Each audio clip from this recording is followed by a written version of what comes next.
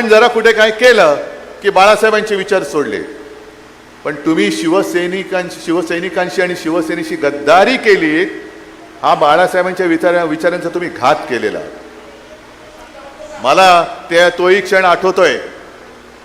मी विधानसभेला सुद्धा प्रचाराला आलो होतो आणि लोकसभेला सुद्धा आलो होतो. लोकसभेला तो स्टेडियम पूर्ण भरला होता.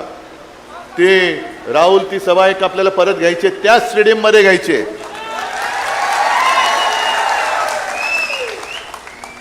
आणि पाऊस आला होता ना, पण त्या पावसात सुद्धा ना तुम्ही आलात ना मी आलो. आणि मला काय अभिमान वाटत होता की दोन्ही जणांना, एका बाजूला राहुल होता, दुसऱ्या बाजूला कोण.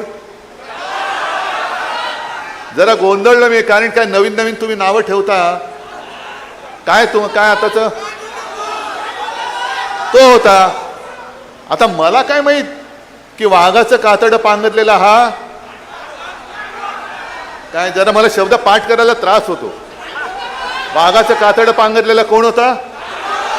तर मी काय करू, मी केले दोघांच्या हातवर. त्यातला एक हात राहुलनी जो पकडला होता तो वरच्या वर चांगला, अजूनही अभिमानाने.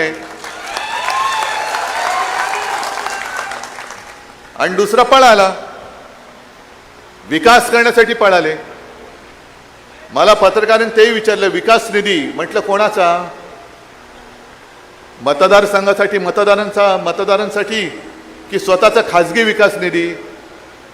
कारण तो एक व्हिडिओ तो सुद्धा फिरतोय, विमानात बसलेत महाशय आणि बदाम वगैरे खात आहेत. म्हणजे शेतकरी बिचारा असाच उपाशी आहे. पण हे विकास करणारे लगेच प्रायव्हेट विमानामध्ये. कोणी दिला पैसा. प्रायव्हेट विमानातून चालले ते सगळे गाढवं. आपल्या इथला गाढव, बाजूचा आहे विदर्भातला एखादा, सगळे.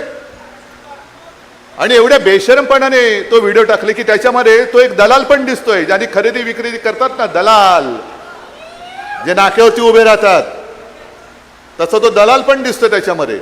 पण हे बेधडक, म्हणजे कोणाची जनाची नाही, मनाची नाही, कोणाची पर्वा नाही, लाज लज्जा शरम सगळं गुंडाळून ठेवलंय आणि खाजगी विमानातून दिले. कुठून आणला हा पैसा.